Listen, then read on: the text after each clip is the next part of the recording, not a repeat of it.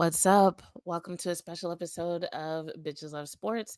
This is going to be a quick one, super quick, super casual. Um, Not a whole lot to say unless people pop up in the chat and have a lot of questions. So, this is really more about just talking generally about some of the coaching rumors that are out there for the Dallas Cowboys. And also, just to get back into a routine, I haven't seen you guys since the beginning of the month, since January 7th, when we were talking about the lawsuit that was actually filed more so against Fox, but ended up kicking off this huge conversation about Joy Taylor and what she may or may not have done. So, just to recap, in case you didn't see that episode or the subsequent videos, essentially, unless you live under a rock, you already know this part. Uh, Joy Taylor was mentioned in a lawsuit against Fox where the plaintiff was accusing, I guess I shouldn't say a person or the company, they were accusing several people who worked for Fox of various transgressions.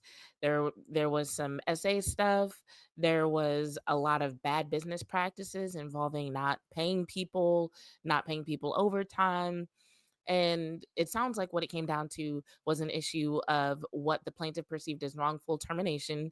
They said that they were retaliated against for sharing information. And so that led to some things coming out about Joy Taylor. And what I pointed out in my video was that the memes and jokes that were floating around about Joy Taylor had nothing to do with what she was actually accused of. So the memes and jokes had to do with her, being sexually involved with Emmanuel Acho, allegedly. Um, they had to do with her allegedly, once again, um, basically sleeping her way into her position with Fox, her positions with Fox. And I kind of pointed out that that's kind of the least of anyone's worries when it comes to what she may or may not have done. Um, and the lawsuit actually accuses her. Well, the issues arose, according to the lawsuit, when other women were letting her know about the things they were experiencing. And she essentially was like, I don't care, get over it. And yeah, the plaintiff was like, regardless of what you decide to do or how you decide to conduct your career, when other women are having this experience to the point where they're having actual emotional breakdowns at work and you say that you don't care, then you are supporting that behavior. And so that's what that lawsuit is about. If you miss that, once again, check it out. Um, if you are watching, please say hi in the chat. I like to communicate with people in chat. Also, go to Twitter or whatever social media that you're on. Let people know that I'm live. It used to be that I would go live on Twitter and I would tell people, hey, come join us on YouTube. And people would come join us on YouTube. But now I'm no longer paying for Twitter, or X, I should say. So I don't have the ability to go live on X. And I'm thinking about getting it again just to make sure I can reach my audience the way that I used to. But tonight, I'm not paying for X. So help me out. Help a bitch out. Okay, so tonight, and like I said, feel free to hop in the comments, even if you don't want to say hi. If you have a question, if there's anything that you want to address, um, go for it. So tonight, or today, I should say, all the buzz has been about Brian Schottenheimer and whether or not he might be the front runner for the head coaching position for the Dallas Cowboys. Now, this has been a really interesting topic just in terms of whether or not he's a front runner, because there are people who at least claim to have connections in the building, who know people in the Dallas Cowboys organization, and they're presenting different ideas, honestly. There are people who are saying there is no front runner. There are people who are saying there is a front runner, but it's not Brian Schottenheimer. And then there are the people who are saying there is a front runner and Brian Schottenheimer is it. So this is one of those topics where everybody's just kind of giving their opinion. It's not like a game where there's stats to go on, there's film to look at. This is like, oh, you hear a name, you hear a person might be interviewed, and you just kind of go off of it. So I guess that's what allows people to present so many different sides, or so many different stories to be floating out there. So I'll say this in terms of a front runner, there doesn't seem to be any official word that suggests who would be a front runner or that there is one. And honestly, to rewind a little bit, it makes sense. Now, I use the phrase "makes sense" to say that the situation that they're in supports the idea that there's no front runner right now. I'm not saying it makes sense as in this is a logical way to go about a head coach search, just to clarify. So, the reason why I'm saying it makes sense, the reason why I'm saying I kind of anticipated them ending up in this position is because at least somewhat obvious that they did not have a plan for what if Mike McCarthy says he does not want to return to the Dallas Cowboys. And I honestly do think there was a good chance of him returning to the Dallas Cowboys. Hey JV, what's up? Um, I think there was a good chance. Everything that we heard coming out of the building, everything that we even heard from Mike McCarthy suggested that things were going in the right direction until a couple of things happened, depending on who you ask. Some people point to the idea that Jason Witten would have to be included on his staff, and he didn't like that. Some people point to the length of the contract and that the Cowboys slash Jerry Jones did not want to give him a contract that made him feel secure in his position, a contract that made him feel good about the future of his staff. Um, and so everything that I've heard when I put it together, it sounds like everything was going in the right direction until they just couldn't get on the same page when it came to the terms, some of the details. And that's really sad because although there were a lot of people who say that, you know, they would have wanted to see a different play caller, a lot of those same people who said that they didn't want Mike McCarthy calling plays anymore were also saying that they were looking forward to seeing what he would continue to do for the team culturally. And when you think about it, just thinking about what it takes to take a team that loses their star quarterback early in the season, you're dealing with all these injuries, you're dealing with these losses. These things are demoralizing for a team. They're the types of things that can really kill a culture. And, you know, not that I have to tell y'all this, but like, not only did they lose Dak, they lost Demarcus Lawrence, they lost several players who had an impact on the field and or off the field. There were times where people were literally asking, "So, who's the leader in the locker room right now? Like, who's actually stepping up on the team with all these people gone?" You know, if you think back to especially the first half of the season, there was so much drama. There was, Micah Parsons pointing fingers saying people weren't doing their job. There were people echoing that. There was, when Jordan Lewis went off and talked about people not doing their jobs, not being focused on the right thing, not practicing right. Even Cavante Turpin said something about people's work ethic. So you have all these people on the team in the locker room who are basically saying like, yeah, the players on this team, people aren't focused on the right thing, things aren't going right. Mike McCarthy got on the podium one time and said, I don't remember the exact words. Hold on, let me go back. Dak Prescott had said something about them not practicing hard enough. And Mike McCarthy was like, we're practicing hard enough. We're just not practicing well. And I'm like, okay, y'all are not doing anything to make this situation sound any better. Um, so yeah, stuff got really messy. Stuff got really messy this year. And I encourage y'all, just go, if you go to Google and you type in Dallas Cowboys, you can at least do this on a PC. You can click on the more button and you can choose a specific date range. Look at the headlines that were coming out about the Dallas Cowboys between the beginning of August and like mid October. And just think about being a head coach and having to navigate all of that. And Mike McCarthy did it. Like people actually had some hope for the Cowboys to make the playoffs. The odds were always low, but we started seeing some really cool things towards the end of the season.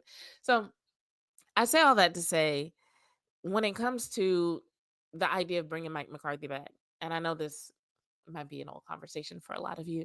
I haven't had a chance to talk to y'all about any of this. Um, but when it comes to bringing Mike McCarthy back, what a lot of people were looking forward to bringing back was the leader, the coach that brought the team through that. They were looking forward to Mike McCarthy being able to take that resilience that was instilled in this team and build upon it for the 2025 season. So that's why when you hear me referring to the situation involving Mike McCarthy being an unfortunate one, and having an outcome that isn't necessarily favorable, that's what I'm talking about. So, whatever happened, we may never know all the details, the entire truth, but whatever happened, Mike McCarthy ended up saying, "Nah, I'm out." And it sounds like the Cowboys, it sounds like Jerry Jones did not have a plan for what to do for from that point moving forward. So this is one situation where, once again, not making excuses for the front office, not saying that what they're doing is okay, but this is actually one time where I kind of understand how they end up in a position where they cannot seem to land a coach that the fan base would actually be excited about, because that would have taken planning, that would have taken forethought, that would have taken actually interviewing some of these coaches while their interview windows were open. And that time passed. So it's just unfortunate. And who knows? Maybe they would have ended up in this situation anyway. Hold on. Dry air. It's snowing everywhere. I don't think it's snowing here. It wasn't snowing earlier, but it is cold. The air is dry. So as y'all know, um, yeah.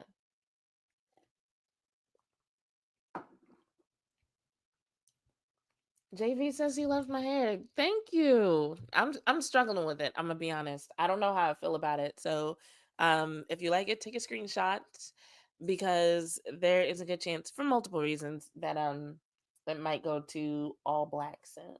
But we'll see. Yeah. All right. So, Cowboys. Right now, the names that are out there are names that people are not excited about. So today, there's been a lot of talk about Brian Schottenheimer. There's been talk about Kellen Moore. There's been talk about Jason Witten. Mhm. There's been talk about Deion Sanders. So, um, I know if y'all are watching me, y'all probably watch other Cowboys content creators. So y'all have been Deion Sanders and Kellen Moore to death. But quick recap of my thoughts. By the way, I know there are some people some people have been reaching out through various platforms, whether it's on X, whether it's on Blue Sky, whether it's DMs, whether it's via text. There have been a few people who are like, "You're not on Girls Talk Boys Talk anymore. You don't go live. Um, so when are we gonna hear from you?" It's hard for me to go live every day. I might not even be able to keep going live on Tuesdays. I might have to find another day, because now I have a standing obligation on Tuesday evenings. Um, but if you follow your guy Nix on X, and make sure you set up your notifications so that you know when he's hosting a space. I have been making time lately to go in those spaces and say a few things. And usually if I'm in there, um, you go in there, you go in the space, and you can look at who the speakers are. And if I'm in there, then I'm probably gonna raise my hand at some point and say something. So if you're just like, I love Jazz Monet and I want to hear more of her opinions, then the spaces are one place to go. Cowboys Wire is one place to go. And then I'm also going to be doing work with D210 Sports, but that work is going to have nothing to do with the NFL or the Dallas Cowboys. So there's that. Um, all right. So JV, and I think this is a good place to start, says, I know it's not going to happen, but I would rather have Prime as our head coach. You're right. It probably won't happen. And that has to do with the fact that it really sounds like he's committed to Colorado. I think bringing him to the NFL for any team would take more planning, because he's already started the process of setting up the team, and by the team I mean the Colorado Buffaloes, for next season. There are players who are committing to Colorado because they want to play for Coach Prime. Now, if he were to leave, there are options to take over, to for somebody to succeed him that he could probably pick. He's been really good about putting staff together, and some of those people on the staff are definitely qualified to coach the team. So it's not like the team would just be in this terrible place if he were to leave, but it has more to do with the fact that, like I said, there are players who have committed to Colorado who are looking forward to playing for him. And he's already started laying the groundwork for the 2025 season. Because you got to remember, they do start doing some of their practices in the spring. They have their black and gold game in the spring. So it's not like he just doesn't do anything until June or July. They're recruiting. He may or may not be looking at his staff. So there's a lot that's going on. And then when it came to Prime and the possibility of him coaching for the Dallas Cowboys, the one thing that I kept saying was that the things that people were looking forward to seeing from him, essentially, a lot of people seem to want him to duplicate the type of success that he's seen at Colorado. They wanted him to duplicate that with the Dallas Cowboys. Like the way that he was able to turn that team around in 2 seasons, they wanted him to do that with the Dallas Cowboys. And that just simply was not realistic because the elements that allowed him to do that with Colorado, they're not going to be in place in Dallas. Some of them are literally against NFL rules. Like the size of his staff in Colorado is huge. It's big even by college standards. In the NFL, there are rules that dictate the number of people that you can have on a staff. He wouldn't be able to have that big of a staff. Um, on the college level, he was able to put together a really good roster and make changes to the team via the portal, via telling people to jump in the portal, and via taking people from the portal. um the way trades work in the NFL, it just would not be that simple for him to simply pick people. College players, they don't have contracts, they don't have guarantees, they don't have dead money to worry about. There's no salary cap. All of those things will come into place in the NFL, and I just don't know if he'd be able to navigate that the same way, especially considering the ways that in the past the Joneses have kind of meddled and dictated how all that works. It wouldn't be up to Prime with the Dallas Cowboys the way it is with Colorado. And then there's just the stipulations that he put on the players. So um, in Colorado, they have these tablets where players are expected to read over the playbook, watch film, study, so on and so forth. They also were obligated to study a certain amount for their academics and maintain a certain GPA. So both of those things caused conflicts with some players. There were some players who, I think the most famous slash popular story is about one of their 5-star recruits, who I believe was a cornerback, who literally left the team, jumped in the transfer portal because he didn't like the fact that his play time was impacted by whether or not he studied. He felt like that was unfair, and he felt like he was so talented that those rules shouldn't apply to him. And in the NFL, not even just with the Dallas Cowboys, there are some cases where a player could make that argument. Like, I'm too much of a star for that rule to apply to me. And Prime didn't play that in Colorado, but that's one of the reasons why he was able to get that team to a certain level. Once again, he wouldn't be able to do that in Dallas. And how do we know so much about what he did for Colorado? A lot of it we know because of Bucky, his son, and Well Off Media. And would he be able to do that in terms of the content creation, in terms of the way that he promoted the players in Dallas? Probably not. Even if for no other reason than the fact that NFL Films controls, owns, and dictates so much of what goes out and is distributed and is allowed to be filmed. Um, there's a possibility that well off media would just die off, or it would end up being absorbed or purchased by NFL Films. There are just so many things about what Prime does that I think people are like, well, if he can do that in Colorado, he can do that for Dallas. And it's like, no, logistically, that is not going to work. So while I get that it's an exciting concept, especially if you're a fan of Prime, um, there are just so many. Hold on. There's just so many things logistically that would have made that an issue. I'm gonna look at some of y'all's comments. Willie says, "Hey Jazz, I want Salah as head coach. He wasn't the problem with the Jets." Agreed. There are a lot of people who agreed with you. The fact that he has a second interview with, who is it, Jacksonville, makes me a little nervous. Because I don't think he has a second interview with the Cowboys. And then here's the thing with the Cowboys. Um, I think the reputation of the Cowboys could absolutely ruin it for any coach worth their salt who was thinking about coming to the Cowboys, especially considering the fact that a lot of these coaches have agents and stuff now. Um, I When Troy Aikman went on national television and basically said, "Don't nobody want to coach for the Cowboys," like that had to be a blow. There's no way that doesn't impact the decision making of these coaches who are being pursued by multiple teams. To hear someone who's so respected in the NFL basically be like, "Yeah, I know you're trying to give the Cowboys a compliment, but let me set the record straight and clarify that being in that building is not all it's cracked up to be," right? So there's that. And then even following that, subsequently, we've heard on different shows, whether it's Get Up, whether it's Unsportsmanlike, whether it's NFL Live, people have been talking about the Cowboys in not the most positive of lights. Just everything from how the meddling in the front office can impact what a coach is able to do, to just the pressure that's on a coach that is the head coach of the Dallas Cowboys.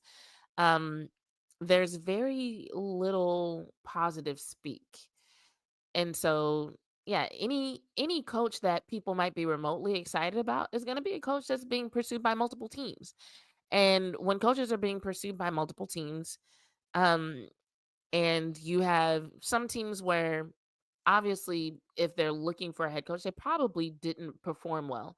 And so it's one thing to deal with that, but it's another thing to go to a team that literally at this point has a reputation for being an unpleasant place to work and a place that could potentially ruin your reputation as a coach because of the meddling of the owner. That's going to be a hard sell for anybody who's a halfway decent coach.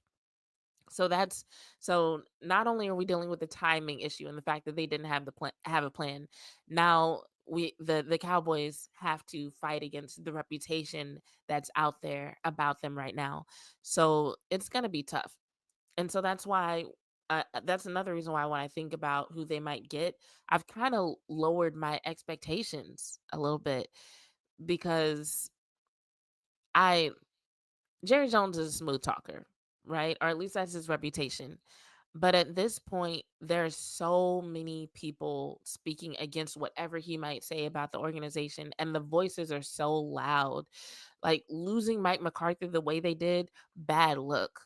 John Fossil leaving, like think about it. John Fossil had the best kicker in the league, arguably the best returner in the league. Like he had developed a reputation as a special teams guru. Who would not want to keep him? And so him walking away from the Cowboys, whether it was that they didn't make a big enough offer or he just did not enjoy working with the organization anymore, like that that is such a bad look. And I'm gonna be honest, y'all, that one hurt me. Like when I heard about Mike McCarthy, I was surprised. It hit me kind of hard because I was one of those people who wanted to see what Mike McCarthy would do next season. I wanted to see how he would take the resilience that he instilled into the Dallas Cowboys and how he would build on that to make an even stronger team in 2025. But I was looking forward to that. And so when I heard the news, especially the timing, I'm gonna tell y'all what was happening when I heard about Mike McCarthy. I literally was reading articles that were like, "Oh, there's no progress, there's no talks, nothing's happening." So I'm just thinking, building's quiet. We're gonna have to wait another day. I was literally still getting notifications for those articles about nothing happening on the Mike McCarthy front when I got a text from someone saying that there was breaking news. And I was like, really? How? Because it felt like I was literally reading them say, "Hey, nothing's happening." And it's like, "Oh, snap, there's breaking news." So it was surprising. And for me, it wasn't good news, but I was like, all right, there are options. They'll figure it out. But Fossil, hearing that news actually brought my mood down. like, like John Fossil as a coach, the way the guys he made guys proud to be part of the special teams unit. Like he made them enjoy their jobs as part of special teams. And he was a brilliant mind. He's the reason that the Cowboys have Brian. He's the reason that the Cowboys have Brandon Aubrey. He's the reason that the Cowboys have Cavante Turpin. Um, just what he did in terms of implementing the new kickoff rule with the NFL. That's something that Cowboys as an organization and Cowboys fans should be proud of. To be like, yeah, that's our special teams coach. Like he's so good at what he does that he's literally changing the game. Not just like, oh, these are cool plays. Like, no, he's implementing new rules for the game. That's how dope this man is. And yeah, they lost him.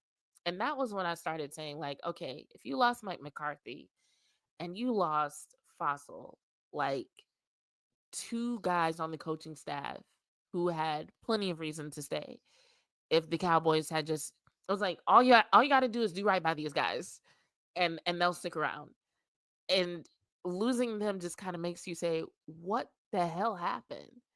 What is going on in that building where you couldn't keep them? And if you can't keep them, who else are you gonna lose? Right?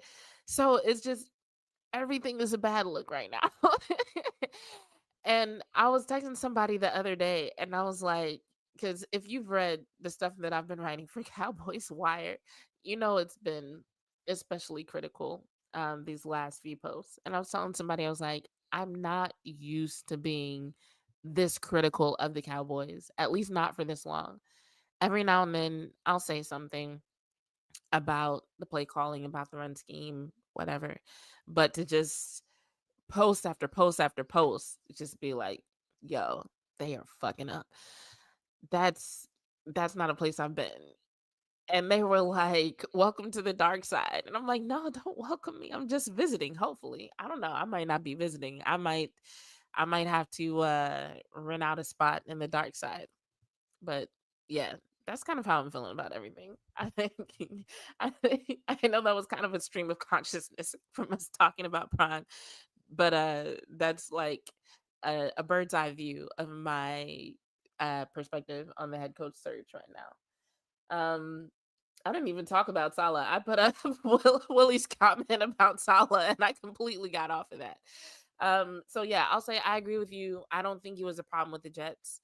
Um, After he got fired, I was listening to Unsportsmanlike is one of my new favorite shows on ESPN, but it comes on super, super early in the morning. If you have YouTube TV and you don't wake up that early, definitely set your DVR to add that to your library because it's a good show. Sometimes they bullshit around a little bit, but when they do have good conversations, they actually do give really good insight. And I was listening to Unsportsmanlike, and I was listening to them talk in depth about what led up to his firing. And from listening to the facts that were presented, I came to the conclusion that Aaron Rodgers just didn't like him, and Aaron Rodgers was going to see to it that he was gone one way or another. Um, and so, was he perfect? No. Did some of the things that he do violate the rules of, how can you put it? There are certain laws that govern these places, and they're unwritten rules, but it's the kind of things that you might read about in 48 Laws of Power, right? And essentially, I think Robert Sala pissed off the wrong people, or at least the wrong person. Um, I think the way, going back to the offseason when he talked about Aaron Rodgers taking that trip to, what was it, Egypt or something, and how that was an unexcused absence. The way that was handled after Aaron Rodgers got back kind of suggested that he didn't appreciate that being put out there. Understandable. But despite what Aaron Rodgers says about uh, not really caring what people think and just like brushing stuff off his shoulders, his actions, his consistent responses to various situations suggest that he doesn't actually let stuff go. The way Aaron Rodgers responds to various situations suggests that he actually holds grudges, that he is one to find an opportunity for vengeance. And so I think things never got right between them. And from that point moving forward, it was a setup. It was a setup. So Wilson says Mike Zimmer could name at some point. I don't know what that means. Robert Albert Lanier says, hi. Hi, Albert. Thanks for joining us. Splenda says, hi. Albert also says, I said on my show last year that the Jets were a failed organization and it wasn't because of Robert Saleh or Aaron Rodgers. Um, on that note, I think you're correct. I think the aspects of the Jets that make it a failed organization is what made them think that taking on Rodgers was a good idea in the first place.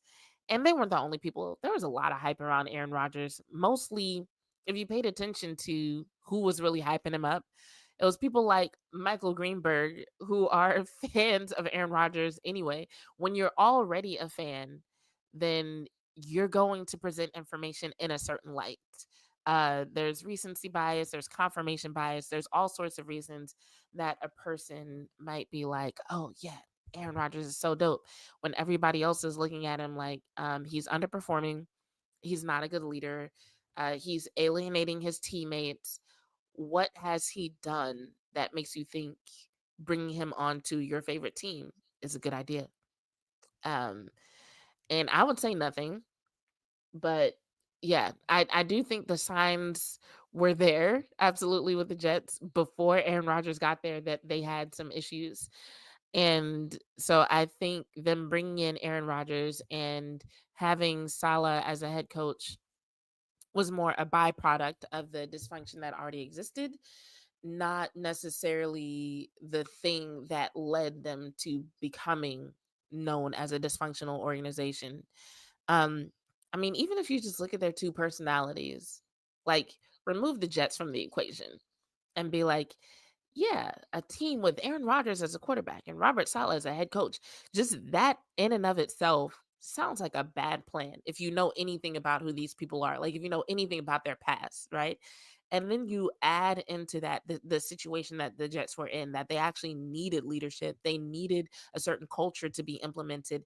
They needed an environment where a winning culture could be implemented without distractions. Oh, that was just a bad plan from the get go. I never thought that was going to work out well. And I hate that Salah's reputation has been kind of hurt by that. But even that is another reason why he might say no to the Cowboys, because he is in a position where he actually needs to repair and rebuild his reputation. What he cannot afford is to go to an organization where the owner who is in charge makes personnel decisions, makes playtime decisions, impacts what he can do, the extent to which he can make the team his own, and then he has to deal with the consequences. His reputation is impacted by the consequences. He can't afford that right now. Robert Saleh needs to go to a place where he really can make the team his own. And if he fucks that up, then that's on him. But one thing he can't afford is somebody else fucking that up for him. Like he's at a very sensitive point in his career because of how everything went down with the Jets. So yet another reason why I could see him saying no to Jerry Jones and the Cowboys. Unfortunately though, because I'm like y'all, I like him. But I especially if he has like a manager or an agent like some coaches have right now, I could see them advising against that. Well, he says, as long as Jerry Jones is in control, this team won't win anything. They have to win in spite of Jerry. That does unfortunately seem to be true. I said a long time ago that the curse of Jimmy Johnson had nothing to do with the Ring of Honor. I said that the curse of Jimmy Johnson was actually a curse that was implemented because of Jerry Jones being stuck in his ways and him continuing the same habits that led to him firing Jimmy Johnson. That pride, that hubris, that idea that he has to be connected and associated with almost solely any success that the Cowboys have, that's what led him to him getting rid of Jimmy Johnson.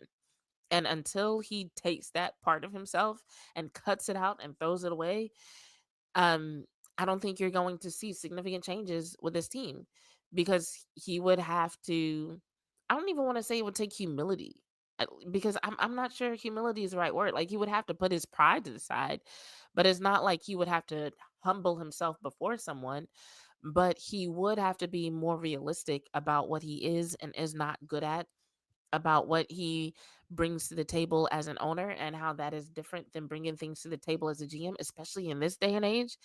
Um, like, if you just look back in history, pretty much ever since the salary cap was implemented, the Cowboys have struggled. I think Jerry and Stephen Jones are just not good at managing the salary cap, which is fine. There's a lot of people who are successful in other ways, who contribute to the NFL in other ways, and they just might not be the best at finagling the salary cap. You know what I'm saying? Um, so that's not even necessarily a knock on them if they're not that great at it. What is a knock on them is if the potential success of the Dallas Cowboys is sacrificed in order for them to protect their egos, as opposed to admitting to themselves and others that they're not that great at it. So yeah, I don't think they're great at that. Um, and when it comes to meddling in what happens on the field, that hasn't really yielded great results either. So yeah, I gotta agree with you on that point. And those aspects of Jerry Jones' character, like I said, that's the real curse of Jimmy Johnson. Um, so maybe he'll do something about that. I don't know. I feel like at this point, like, if he doesn't do something different at this point, he never will, because before now, the Dallas Cowboys could always say, "Oh, well, we're the most valuable team in the league." I don't see that changing. But if you look at the most watched NFL games now, if you look at the NFL teams, players, franchises that are most popular among the younger generation, that get the most traffic on social media, the Cowboys aren't associated with those things anymore. Um, I believe it's I need to try to find some updated stats, but I believe it's the Chiefs and the Eagles that are now the most popular among younger generations of NFL fans. I believe it was the Chiefs and Texans game that is now the most watched NFL game in NFL history. Um, and no, the Chiefs aren't anywhere close to being worth what the Cowboys are worth, but Patrick Mahomes is more popular as a player than damn near anybody on the Cowboys roster. Um, so yeah, there are so many things about the Dallas Cowboys that used to be like what made it a desirable destination. That used to be things that they could brag about that just aren't there anymore. And you're seeing people who are formerly diehard fans just become apathetic at this point. So it's just, like I said earlier, it's a bad look all around. And unless Jerry Jones really does have his head in the sand and he's not paying attention to what's going on, he's got to see that this isn't really going in a good direction for the Cowboys. So if he actually sees what's going on in terms of the reputation of the organization, in terms of what's happening to the fan base, in terms of what's happening to a lot of the things, as far as like broadcasting numbers and marketing numbers that actually made the Cowboys what they are right now, if he's paying attention to any of that, then he should know he needs to do something different. So hopefully he's paying attention, and hopefully he will actually take heed to what fans, to what the NFL as an organization, to what everybody's telling him. Like, hey, it's time to do something different.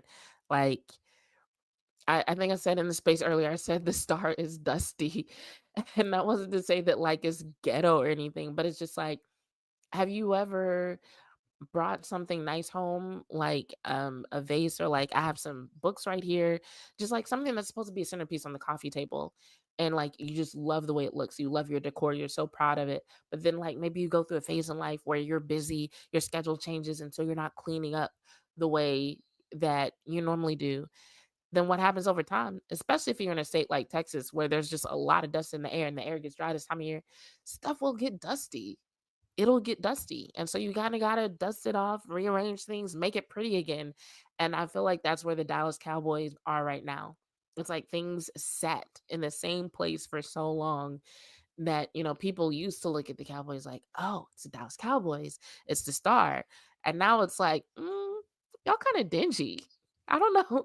I don't know if I like it over there. Y'all need to hire a housekeeper, come through and fix some stuff up, you know. Splenda said, who's interviewing with the Jags again? I believe Kellen Moore had an interview with them, and I believe Robert Sala has an interview with them. Let me see. I'm gonna just Google it real quick. Jacksonville head coach.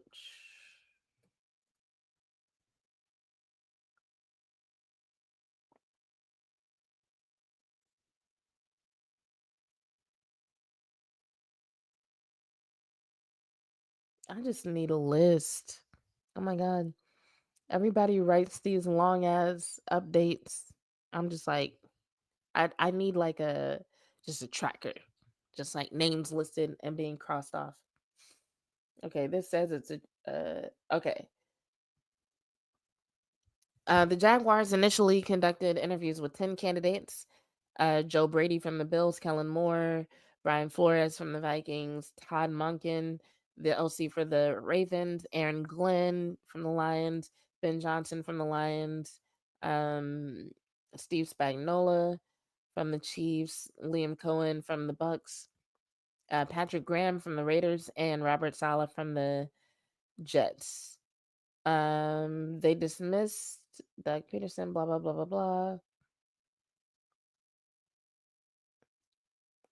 So yeah, that's who they've interviewed. We know that Ben Johnson has gone to the Bears, so there's that. And I think some of these other people might have also gone places, but yeah, that's the full list of everybody who's interviewed with the Jaguars. Um, so yeah, I'm actually really excited about Ben Johnson going to the Bears. As y'all know, I'm a Caleb Williams fan. Um, and while the season was rough for him, what's interesting about Caleb Williams' season is that everything that happened was what I said was going to happen. Like, there are some people who are like, you're still a Caleb Williams fan after the season he had? I predicted that. I said that that was going to happen, especially once we found out that the Bears were keeping a lame duck coach. And they got him some good targets. Awesome. They got him some good weapons in the receivers, but they still needed a new O line. And so with Caleb Williams right now, or at least during the season, what you're dealing with is a situation where he really needed to get better at making multiple reads. He needed to get better at decision making in the pocket. He even said himself that he doesn't like being a running quarterback, right? He said that. But with the way his O line was operating, or not operating, I should say, he didn't have much choice but to resort back to the type of quarterback that he was at USC. He had to run for it. Like at this point, how long has he spent running for his life? It's going to take a lot for that to get trained out of him, because he was looking forward to changing that about himself entering the NFL, but basically in order to stay healthy, he had to go back to it. So not only did he end up on the run a lot, but because he was on the run, because he was always looking to escape, he didn't get as nearly as many reps when it came to making multiple reads as he needed in order to actually get better in that category. And so if you look at the videos that I put out about Caleb Williams, what I pretty much said was he's got a lot of potential. He's got a very strong work ethic, and he's going to be a good quarterback one day. But him being drafted first is going to put a lot of pressure and a lot of expectations on him, that due to both his need for the development as well as the way the team, the Bears, were put together, it was going to lead to a lot of disappointment. It was going to lead to a lot of people regretting the decision to draft him. And he's going to have to work to earn his reputation as a good quarterback for the Bears. So I said that. And that's exactly what happened. So that's why I'm still a Caleb Williams fan, because none of this surprised me. I was like, oh, yeah, that exact. Like, I said that, and I kind of hoped things would go better, but I didn't really expect things to go better. So I think Ben Johnson is a coach that can go in and implement an offense that makes Caleb feel secure, because that's what he's going to need. Because this past season and the season before that in college, and I'm trying to think back, but possibly even the season before that, he's gotten very used to not being able to depend on his offensive line to protect him. He's gotten very used to not really having enough time to make more than one or two reads. He's gotten very used to having to look for options to escape. Um, or having to resort to chunk plays down the field in order to make up for penalties, in order to make up for being sacked.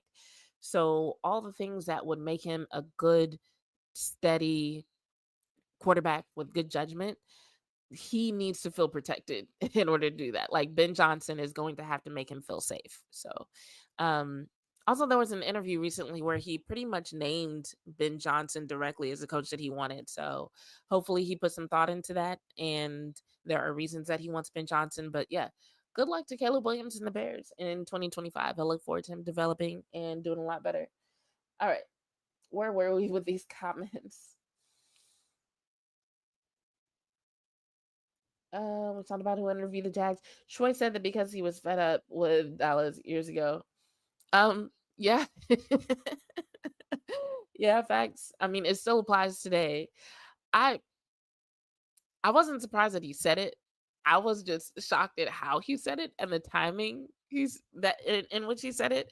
It's like, okay, the Cowboys just lost their head coach, so you know they're going to be looking for another one.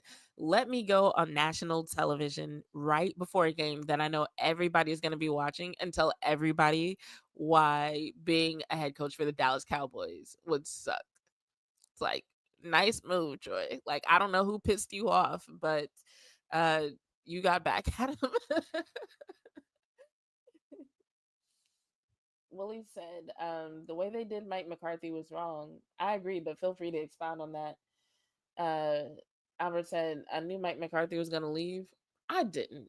I really thought they were going to work something out and he would stay. But Splendid said, Jazz, are you really holding a mic? Dedication, but find a clip in the. I am. Okay, so here's the thing. I'm not going to spend too much time on this, but I never did find a setup that really works. And so I just be busy, y'all. I would love if this were my full-time job. I would love it. Y'all have no idea. Um, but this is the easiest mic for me to set up and just plug into my laptop and go. So sometimes with the clip and the poll thing, it's like I don't live in a space where I can just leave that up. So it's like I every time I set it up, I have to figure out where to put it so that it doesn't mess up the shot and that it's at the right angle. And honestly, it's easier for me to hold a mic. It doesn't bother me. I'm not sure why you said dedication. I don't mind holding the mic. It's not heavy. It doesn't hurt my arms. I don't know if y'all hate seeing it. If y'all do, I'm sorry. Uh, Actually, I'm not. Um, but yeah, this is just the easiest mic to hook up. So like when I get home and I'm like, okay, I need to hurry up and get ready and go live. I'm just like, all right, I'm plugging in. I'm gonna hold it, and I will move it out the way when I want it out the way, and I'll move it closer when I want it closer. And it's simple, way simpler than a clip and a poll. Now, if I were actually using my hands for something, I talk with my hands, but I just switch which hand the mic is in. It's very easy. Uh, Albert says, as a GM, Jerry Jones is an excellent oilman. That oil might have run out. Like, it just everything that's happening points to the idea that people aren't really going for whatever Jerry Jones is selling these days.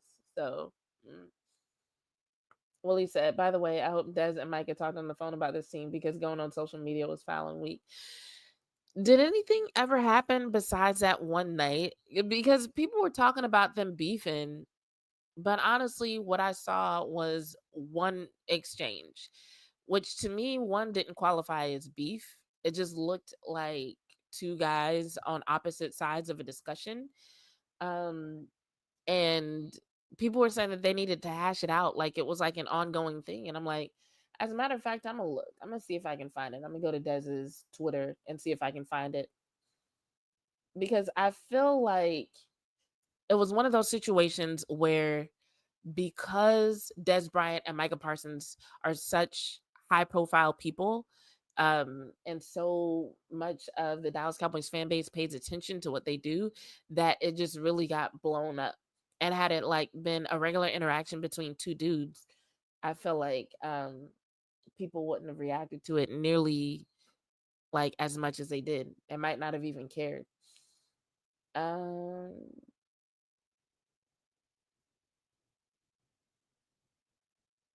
let's see. Des tweets a lot.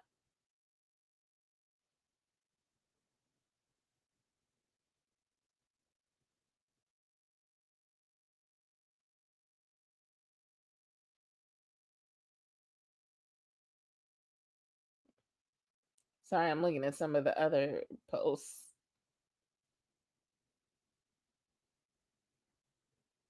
I just need to go read through Dez's timeline. Cause damn, there's a lot of tea on here. Um, he claps back at a lot of people, way worse than anything he said to Micah. Jesus, what day was that?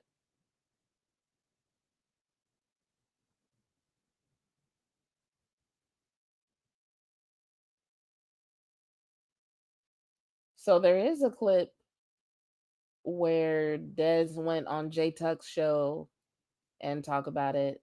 I can pull that up if y'all want to listen to it. Da, da, da.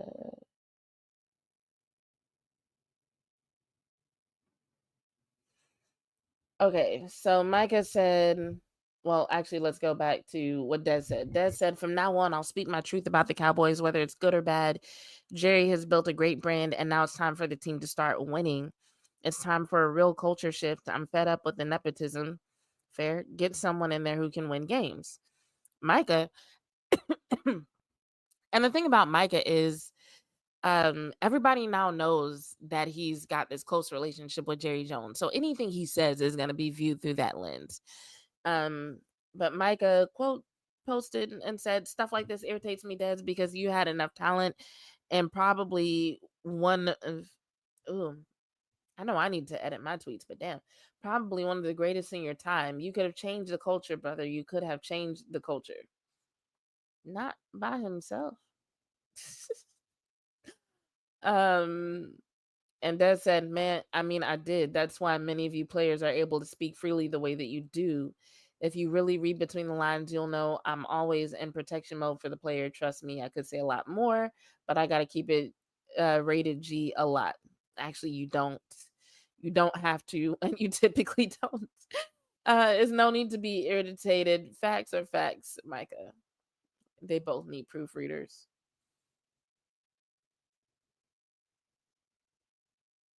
Um, and then Des quote tweeted a few people who had things to say to Micah. So yeah, I didn't really look at that as beef. I looked at that as a disagreement that, in my opinion, died out pretty quickly. If anybody wants to go to Dez's timeline and look at it, it was on January 18th. So yeah, I really don't think they need to do anything, but that's just my opinion. Maybe y'all have seen something else that I'm just missing, but I'm like, that was pretty much it. And they moved on. And Jay Tuck did his due diligence as a content creator. The caption for that video says, Des Bryant speaks on Micah Parsons and his love for the game and passion to win. They are very similar, but the challenges of being an outspoken star that wears his heart on his sleeve as a Dallas Cowboys player. So, um,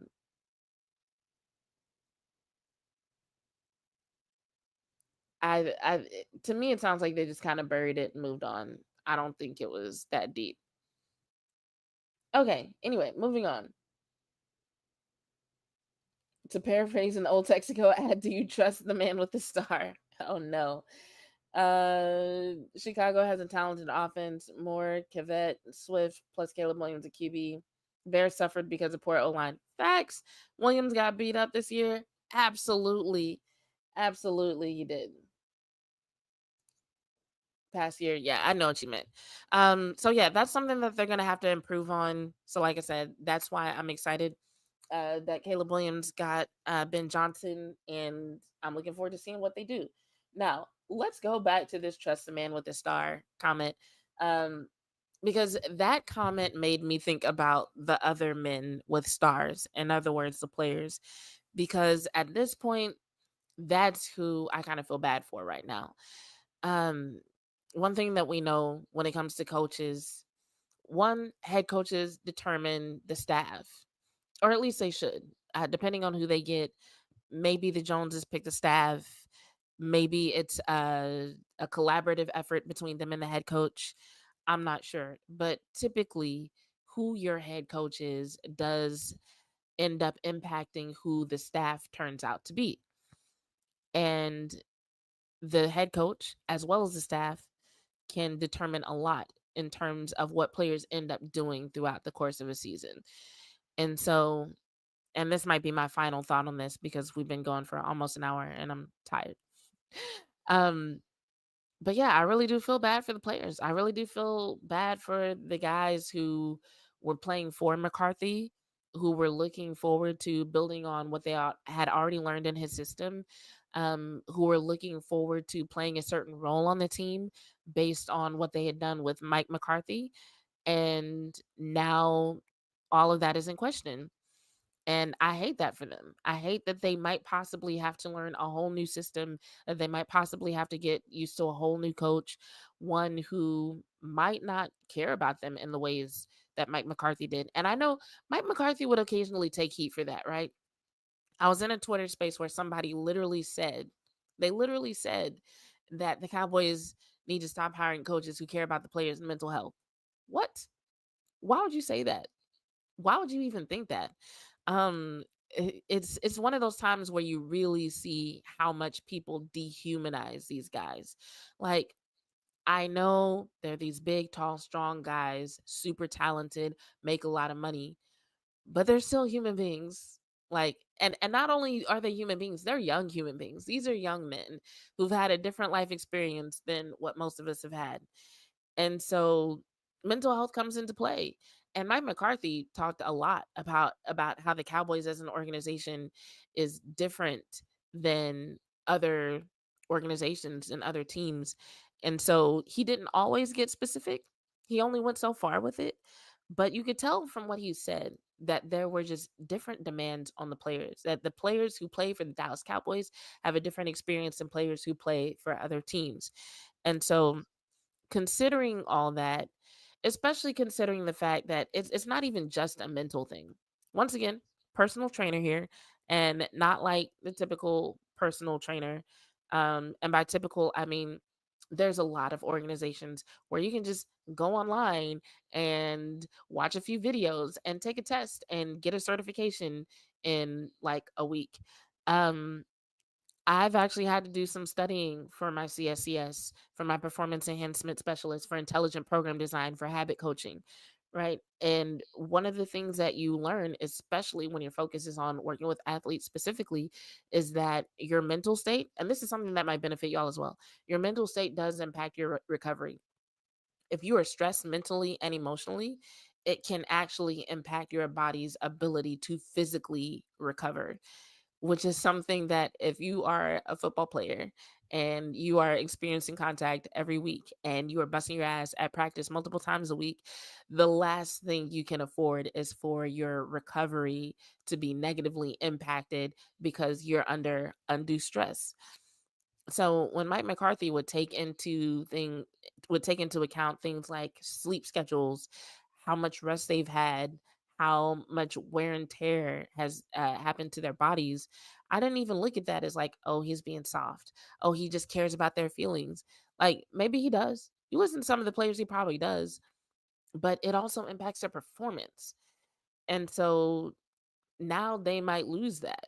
And you think about players who have gotten used to that for several seasons of being able to recover properly, of being able to get their head straight if they needed to, of having a coach who mapped out the entire season um, during the off season and who would take into account like, okay, they've got 3 games in 13 days during this time period or whatever it is, whatever weird schedule thing happened.